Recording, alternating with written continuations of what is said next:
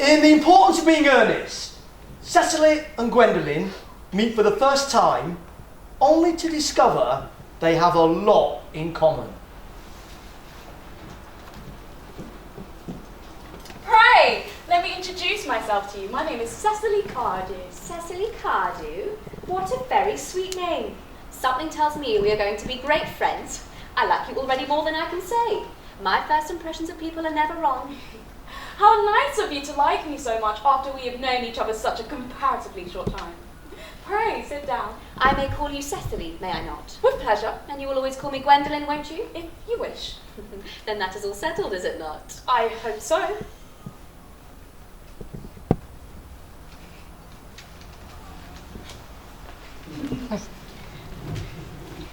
Perhaps this is a favourable opportunity for my mentioning who I am. My father is Lord Bracknell. You have never heard of Papa, I suppose? I don't think so. Outside the family circle, Papa, I'm glad to say, is entirely unknown. Mamma, whose views on education are remarkably strict, has brought me up to be extremely short-sighted. It's part of her system. So you don't mind my looking at you through my glasses? Oh, not at all, Gwendolen. I am very fond of being looked at.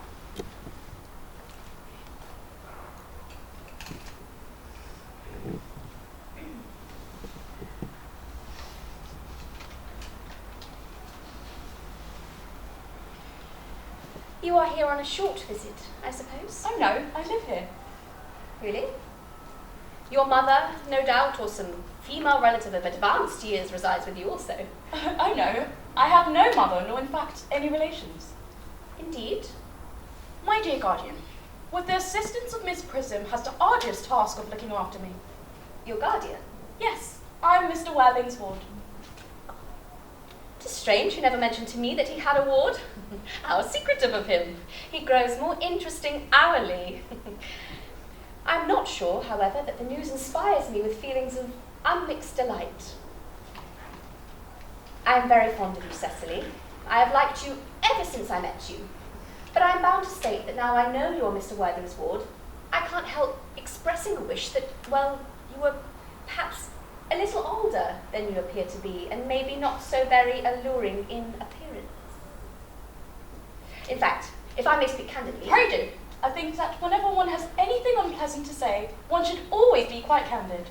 Well, to speak with perfect candour, Cecily, I wish you were fully 42, and more than usually plain for your age. Ernest has a strong, upright nature. He is the soul of truth and honour. Disloyalty would be as impossible to him as deception.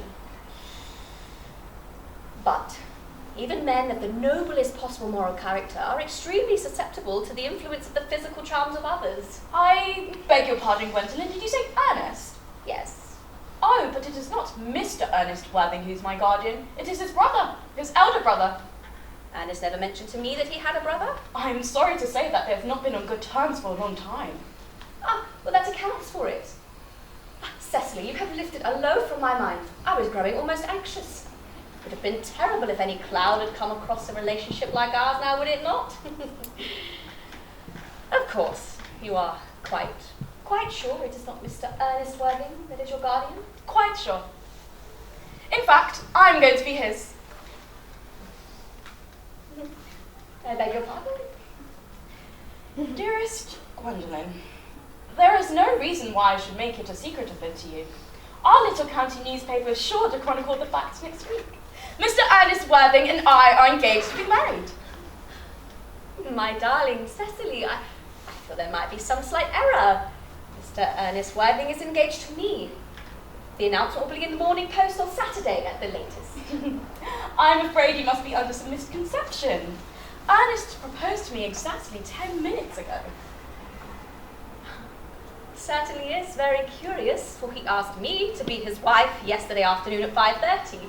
If you would verify the incident, pray do so. I never travel anywhere without my diary. One must always have something sensational to read on the train. I am so sorry, my darling Cecily, if it is any disappointment to you, but I'm afraid I have the prior claim.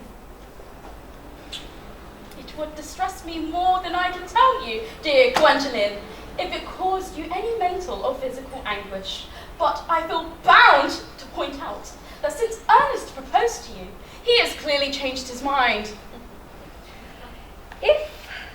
poor fellow has been entrapped into any foolish promise, I shall consider it my duty to rescue him at once and with a firm hand. Whatever unfortunate entanglement my dear boy may have gotten into, I will never reproach him with it after we are married. Do you allude to me, Miss Cardew, as an entanglement? You are presumptuous. On an occasion of this kind, it becomes more than a moral duty to speak one's mind. It becomes a pleasure. Do you suggest, Miss Fairfax, that I entrapped Ernest into an engagement? How dare you! This is no time for wearing the shallow mask of manners. When I see a spade, I call it a spade. Well, I am glad to say I've never seen a spade.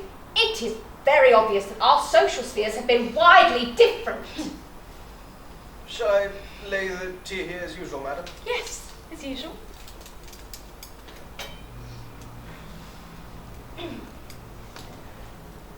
Are there many interesting walks in the vicinity, Miss Cardew? Oh, yes, a great many. From the one at top of the hills, quite close, one can see 5 counties. 5 counties? I don't think I should like that. I hate crowds. I suppose that's why you live in a town.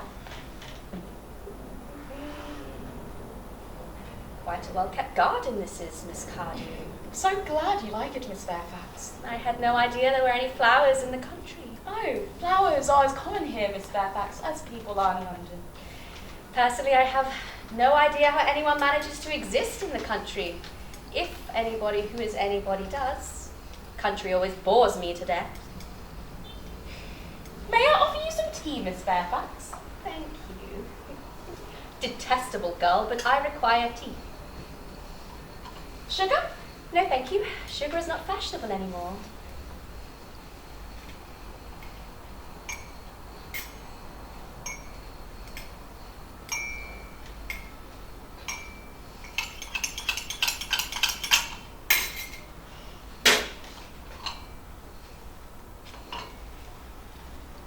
Cake or bread and butter? Bread and butter, please. Cake is rarely seen at the best houses nowadays. Hand that to Miss Fairfax.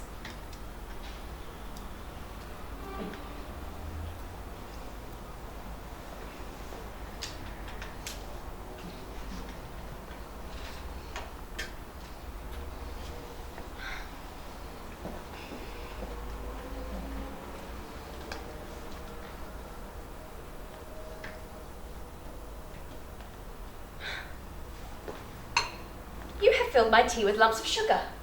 And though I asked most distinctly for bread and butter, you have given me cake.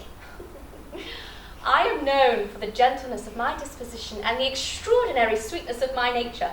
But I warn you, Miss Cardew, you may go too far. To save my poor, innocent, trusting boy from the machinations of any other girl, there are no lengths to which I would not go to. From the moment I saw you, I disliked you. I felt you were false and deceitful. I am never deceived in such matters. My first impressions of people are invariably right. It seems to me, Miss Fairfax, that I am trespassing on your valuable time. No doubt you have many other calls of similar character to make in the neighbourhood.